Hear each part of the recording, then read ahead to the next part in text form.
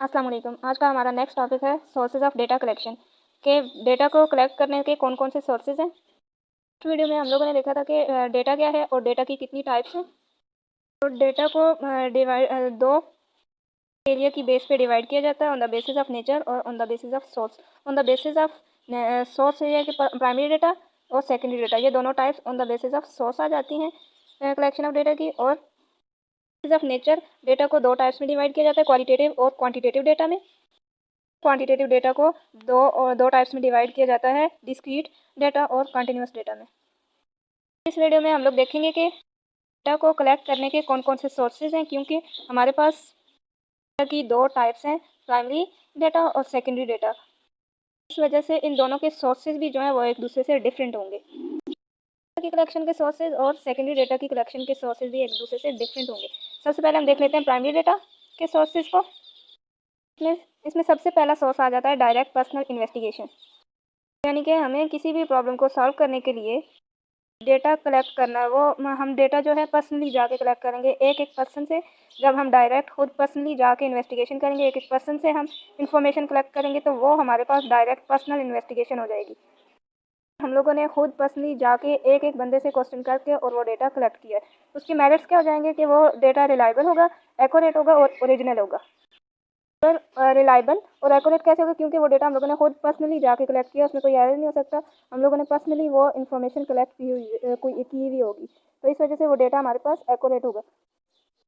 फिर इस तरह से कि हम लोगों ने अभी जस्ट वो डेटा कलेक्ट किया, उसमें कोई काम नहीं किया, इस वजह से वो डेटा ओरिजिनल होगा। और इसके डीमेरिट्स ये हैं कि वो बहुत ज़्यादा टाइम कंज्यूमिंग होगा, क्योंकि एक एक बंदे के पास जाके इन्वेस्टिगेशन करेंगे तो उसमें बहुत ज़्यादा हमारा टाइम जो है वो वेस्ट हो जाता है, बहुत ज़्यादा वो टाइम कंज्यूमिंग हो जाता है। और ये प्रोसेस जो है डायरेक्ट पर्सनल इन्वेस्टिगेशन, ये एक्सपेंसिव भी बहुत ज़्यादा होता है। नेक्स्ट सेकंड सोर्स हमारे पास आ जाती है indirect personal investigation. Direct personal investigation में ये होता है कि हम जो एक बंदा है उसके बारे में अगर हमें इन्फॉर्मेशन चाहिए, तो हम डायरेक्ट उस बंदे से इन्फॉर्मेशन नहीं लेंगे, बल्कि एक थर्ड पर्सन को हायर कर लेंगे। उस थर्ड पर्सन से हम उस बंदे के बारे में इन्फॉर्मेशन लेंगे, तो वो हमारे पास इनडायरेक्ट पर्सनल इन्वेस्टिगेशन हो जाएगी। फॉर एग्जांपल, एक कंपनी है, उसमें काफ़ी सारे एम्प्लॉयज़ हैं। उन सब एम्प्लॉयज़ से हम लोगों ने उनकी सैलरी सेटिस्फेक्शन के बारे में पूछना है। पॉसिबल नहीं है कि हम एक एक एम्प्लॉय के पास जाएं और उससे एक ही क्वेश्चन बार बार करें। तो इस वजह से हम उन जितने भी एम्प्लॉयज़ होते हैं उसमें से एक ऐसा बंदा हायर कर लेते हैं जो कि हमें लग रहा होता है कि उसे सब जितने भी एम्प्लॉयज़ हैं उनके बारे में बेटर इन्फॉर्मेशन, जितने भी सब एम्प्लॉय हैं उनके बारे में इसको पता होगा। तो हम उससे डेटा जो है वो कलेक्ट कर लेते हैं सब एम्प्लॉयज़ के बारे में। लग रहा होता है कि इसे इन सब के बारे में नॉलेज होगी।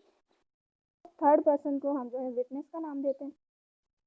अब इसके मेरिट्स क्या हो जाएंगे कि ये सिंपल मेथड है, वाइड कवरेज और लेस एक्सपेंसिव है, लेकिन इसके डीमेरिट्स ये हैं कि ये लेस रिलायबल होगा और लेस एक्यूरेट होगा। क्यों? क्योंकि हमें नहीं पता कि वो जो बंदा जिससे हम लोग इन्फॉर्मेशन उस थर्ड पर्सन से ले रहे हैं, उनके बारे में जो इन्फॉर्मेशन हमें दी है वो एक्यूरेट है कि नहीं, ये हमें नहीं पता कि वो बंदा हर एक के बारे में सही नॉलेज रखता था, यानी ये हमें एक्यूरेट पता नहीं होगा। वो हर एक के बारे में सही इन्फॉर्मेशन हमें दे रहा है, इसके बारे में हम 100% श्योर नहीं होंगे, तो इस वजह से ये लेस एक्यूरेट होगा, क्योंकि ये हमें इनडायरेक्ट सोर्स से मिला डेटा।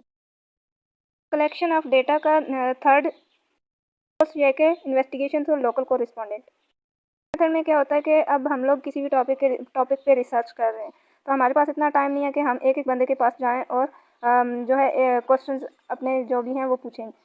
तो हम लोग जो है एक एजेंट जो है वो हायर कर लेते हैं और उससे कह देते हैं कि इस बारे में हमें डेटा या इन्फॉर्मेशन जो है वो कलेक्ट करके दे। एजेंट जो हमें इन्फॉर्मेशन कलेक्ट करके देगा तो उसे हम कहेंगे थ्रू लोकल कोरिस्पोंडेंट इन्वेस्टिगेशन। रेट क्या है कि ये इकोनॉमिकल है और वाइड कवरेज है, और इसके डीमेरिट्स ये हैं कि ये नॉट रिलायबल, लेस एक्यूरेट हो सकता है। क्योंकि वो नॉट रिलायबल इस तरह से होगा क्योंकि वो अपने एक्सपीरियंस की बेस पे इंफॉर्मेशन उसने कलेक्ट की है।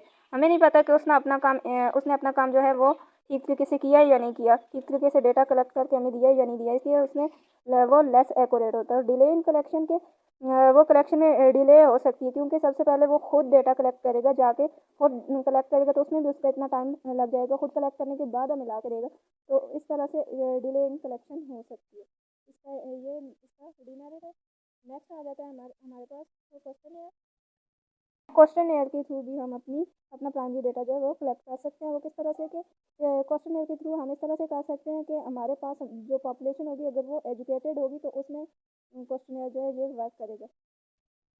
इन्वेस्टिगेटर जो है वो अपना क्वेश्चन जो है प्रिपेयर कर लेता है और प्रिपेयर करने के बाद इसमें अपने जितने भी क्वेश्चन होते हैं इन्वेस्टिगेटर अपने जितने भी क्वेश्चन होंगे वो इस क्वेश्चनर में पुट करेगा और फिर जो रिस्पोंडेंट होंगे वो रिस्पांस देंगे उसका। इसके मेरिट्स ये हैं कि ये रिलायबल इन्फॉर्मेशन प्रोवाइड करता है और एक्यूरेट इन्फॉर्मेशन प्रोवाइड करता है। और इसके डीमेरिट्स ये हैं कि ये टू मच एक्सपेंसिव है, इसमें एक्सपेंसेस बहुत ज़्यादा आ जाते हैं और फिर ये टाइम कंज्यूमिंग भी बहुत ज़्यादा है। इसके बाद नेक्स्ट सोर्स हमारे पास आ जाता है थ्रू टेलीफोन। कि टेलीफोन के थ्रू हम कैसे अपना डेटा कलेक्ट कर सकते हैं कि अब हमें रिसर्च करनी, हमारे पास इतना टाइम नहीं है कि एक बंदे के पास जाएँ और डेटा कलेक्ट करें। तो हमारे पास जो कॉन्टैक्ट्स होंगे उनसे हम कॉल करके तो डेटा जो है वो अपना कलेक्ट कर लेंगे।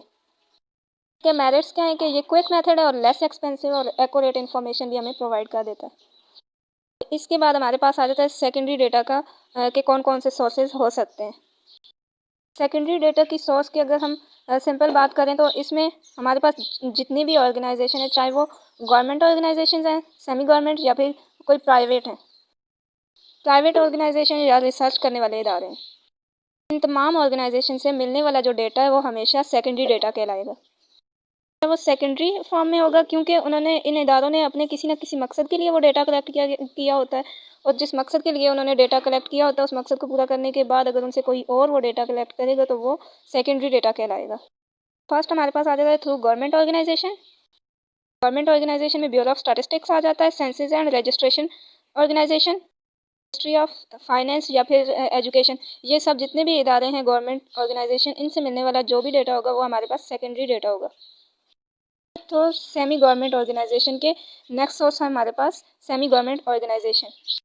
इसमें हमारे पास स्टेट बैंक ऑफ पाकिस्तान आ जाता है। फाइनेंशियल जितने भी इंस्टीट्यूट्स होते हैं वो और डिस्ट्रिक्ट काउंसिल जो है, इन सब से मिलने वाला डेटा भी हमारे पास सेकेंडरी डेटा कहलाएगा। नेक्स्ट आ जाता है, नेक्स्ट सोर्स है हमारे पास तो रिसर्च ऑर्गेनाइजेशन। रिसर्च ऑर्गेनाइजेशन से भी अपना सेकेंडरी डेटा जो है वो कलेक्ट कर सकते हैं। नेक्स्ट हमारे पास आ जाता है जर्नल्स, न्यूज़पेपर और इंटरनेट।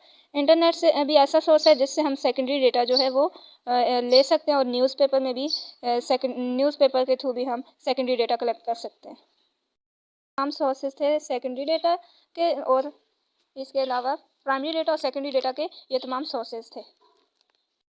सब के अलावा और भी बहुत से सोर्सेज हैं जिनसे प्राइमरी डेटा और सेकेंडरी डेटा जो है वो कलेक्ट कर सकते हैं। प्राइमरी और सेकेंडरी डेटा की कलेक्शन हो सकती है।